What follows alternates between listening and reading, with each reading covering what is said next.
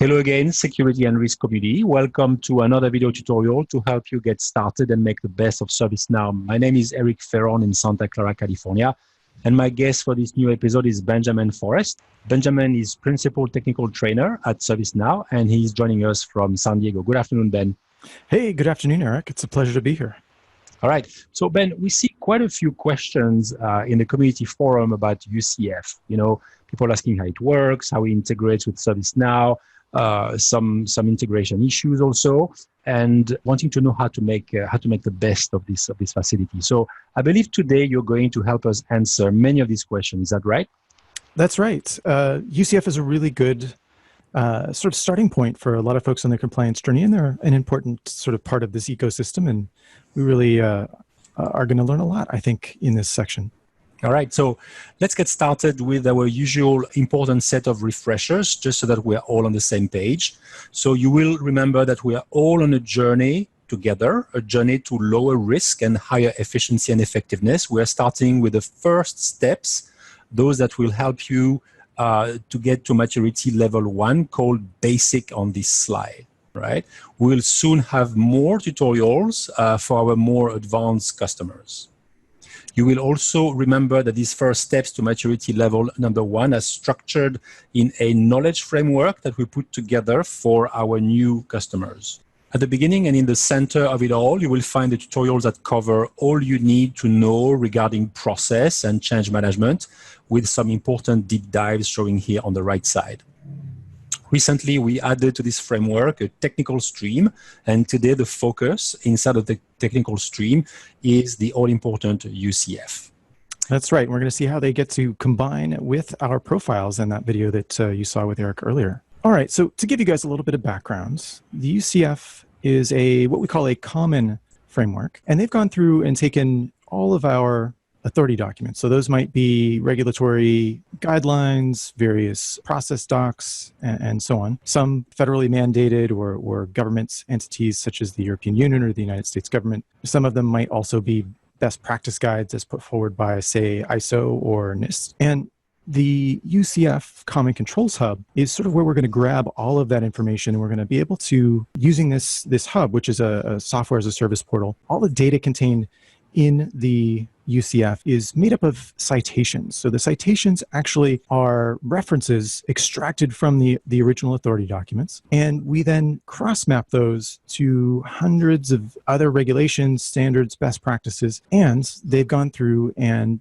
made sure that they have identified and matched up all of the necessary controls which would make an organization or a process or an environment compliant with any number of regulatory frameworks. So we move from the citations to what we call the mandates. The mandates are going to be where we actually create controls in our environment, and then we are going to link those controls back using the citations to the original documents. So this matches all of the mandates to the controls. And additionally, this also allows us to map all of our terms, all of the actual sort of one-to-one relationships and sort of similarities within all of these process docs, all of these regulations, all these frameworks. And it allows us to kind of have a common language or a common dictionary to speak about compliance. And so this lets us map all of these back and forth across all of these various frameworks in a way that is unified and is structurally sound, if you will. Now, what you might be thinking is if this is a large organization kind of coming at compliance, and a lot of sort of mature organizations already have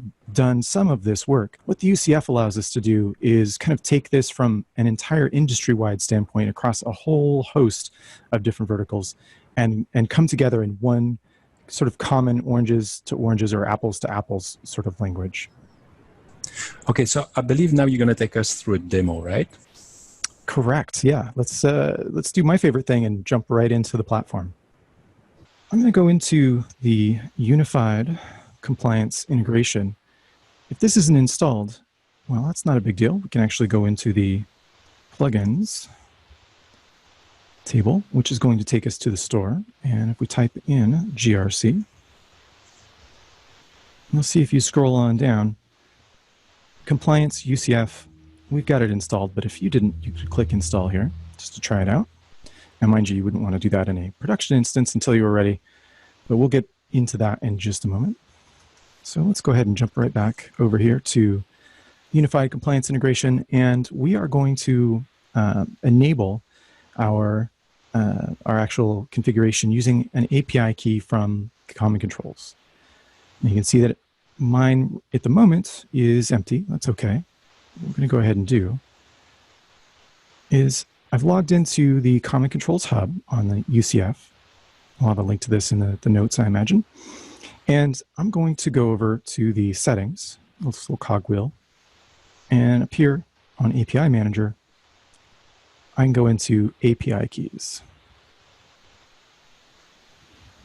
Now, I've done this demo a few times, so you can see that I've got quite a few different API keys. If I needed to create one, I could just create one and it would allow me to copy one. And once that API key is in place, it actually sends out a REST call out to the site and allows me to pull up each of what we call the shared lists. Now, these shared lists are configured over here in your workspace. And at the very start, when we're configuring these lists out, this list will be empty, right? So you'll have to generate one. And once you've generated one, you always want to use that as your base list. And I've actually identified that right here. If I look at my shared list, I've created a GRC base authority documents. It's important to note that once you've set up some authority documents, you always want to utilize the same shared list with each of these integrations. So if I wanted to change out which authority documents were listed, I need to do that via the workspace and not via the ServiceNow instance itself. So we're going to be basically pushing any of our selected authority documents from UCF, not the other way around. So these have got to match. Let's go ahead and pull that list up. We'll use our base authority documents. We'll save the configuration. And as soon as we do that, you'll see that it's going to download that shared list and import those. And in just a moment, we should have quite a few brand new citations and controls. And it's done. That was fast. Well, actually, through the magic of TV and Eric's editing skills, we've compressed the time a little bit here. And now we can review our changed records and see what we've brought in from the Controls Hub. Oh, look at that. Quite a bit, actually. So we have not only updated SOX, we've got some updated HIPAA, we've got some COBIT, some other authority docs here that I've added as part of my list. There's quite a bit. And we can actually see, let's go ahead and close this here. We can actually see this in action and all of the changes simply by going over to the controls objectives. And we started initially with some of our demo data before I brought in all of that additional, all those additional lists. We started with something like 1,300 control objectives. And it's important to note that there are two big categories within the control objectives list here. So we see 3,133. It's important to note that not all of those are going to instantiate a control, meaning they're not all mandates. However, they all do exist here so that they can be related back and forth to one another via a series of relationships. And then they can also then be related to citations. And then those citations relate back to the authority docs themselves. So to determine which ones of these will create controls when applied to a policy and a policy to an entity, we can go over here to the personalized list columns here. And the way that I like to recommend is bringing over this creates controls automatically column. And I'm going to use a little list shortcut here. I'm going to hover over the false. I'm going to right click and we're going to filter that right out of town so that we just see the true, meaning anything in this list is going to create a control automatically. And there, as of right now, 2,000 that would be created. So for each one of these, if they're associated to a particular policy, that then will instantiate a control with all of the other sort of gravitas behind that. So attestations, potentially indicators to monitor them, and so on. Now we can go in and see everything that's been changed here. And I think it's also worth noting and taking a moment to just quickly review what this control objective actually looks like, right? Here we have that little check mark, creates controls automatically. You'll also note that we have the ability to check and uncheck it. So if there are certain controls that are not checked by default by UCF, but you'd feel more comfortable having them in place, that little extra bit of security, you can absolutely turn them on. And you'll actually be able to see here that this particular control objective is pretty new. It has no entity types associated with it, no policies that we've associated it to. So we'd actually need to find a home for this particular control objective in the form of a policy to kind of wrap it on up. We can also see the specific citation that is subsection A.1.10, shared assessments, standardized information, question gathering, of risk management. Ooh, okay, cool. So we've got some information here, and my guess is this is likely, based on that, it is coming from an action plan. Where's it coming from? Let's find out. Authority document, shared assessment, standardized. Oh, it's coming from the SIG. Very cool. So if you use the SIG, this is one of the mandated controls that is a part of that whole process. Very cool. All right, so before I get too much more excited about kind of picking through what's different and new here, which is something I like to do anyway, whenever I see new stuff, I'm like, ooh, shiny. Let's go ahead and get back on track here. So I'm going to wrap this up by just looking at the authority documents as they stand now. And I've brought in quite a few, as you can see here in that particular list. I brought in 45. Wow, it's a lot.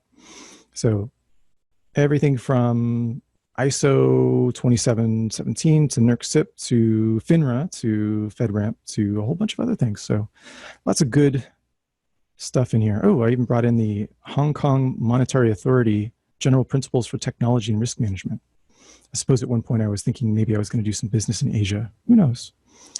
All right, Eric, I'm going to go ahead and turn this one back over to you. I think, to illustrate what you just presented, I suggest we take a quick look at some of some real life examples and some of our customers asking in the community forum. So here's the first question that was asked by Rohila, and Rohila is facing issues accessing the shared lists. So Rohila has the API, has the OAuth, but is still struggling. So what sort of advice would you be able to give Rohila? Oh, great question. So if this is happening in, say, the demo environment, or if the demo data is still listed, remember earlier when I mentioned that you want to match up your authority docs to the existing list of authority docs in the Common Controls Hub. So we actually need to create a list first and make sure that we have all the same authority docs as would show up in the base demo data. Now, if this is a production environment and demo data has been removed, well, in that case, all we need to do is create our first list in the Common Controls Hub. Would you like to take a look at that? Sure, let's do that. All right. So I'm going to go ahead and share on this side. All right, so here we are in the Common Controls Hub, and what we'll need to do is go into our work list here, and this is going to be all of the saved lists. This is actually what gets queried against when we input that API key. So ServiceNow's REST API goes out, talks to the Common Controls Hub, and then pulls down any shared lists that are saved matching the account that API key came from. So it's really, really important that not only the logged in here and that you've got your API credentials created, as you saw me do a moment ago, we also need to go ahead and create a list. I've already created several lists, and in fact, we've got lists to spare. And once you create your very first list, every list that you do afterwards is going to continue to append to it. So if I select any new documents, I want to make sure that those all match. So I'm going to start with my base controls.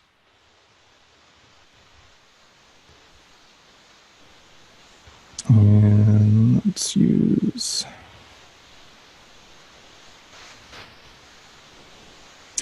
and from here we can actually start to search through various either geographical related lists or subject matter. Now let's say we wanted to pull up GDPR. We want to go by subject matter and GDPR. Oh, hey, regulation 2016/6 679 of the European Parliament and the Council of 27 April 2016 on the protection of natural persons with regard to the processing of personal data. Yes, that's the one. Cool. So we've added that to our list, right? And what's interesting is that GDPR by itself actually has several mandates contained within its document. And that's actually going to make us compliant with several other authority docs, but that's perhaps a discussion for another time. Once I've selected those, I can go ahead and create a new list and save it. All right, I'm going to save it as my new list here.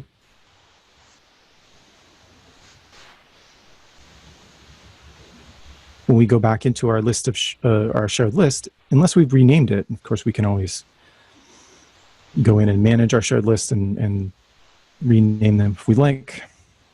And go through and edit them.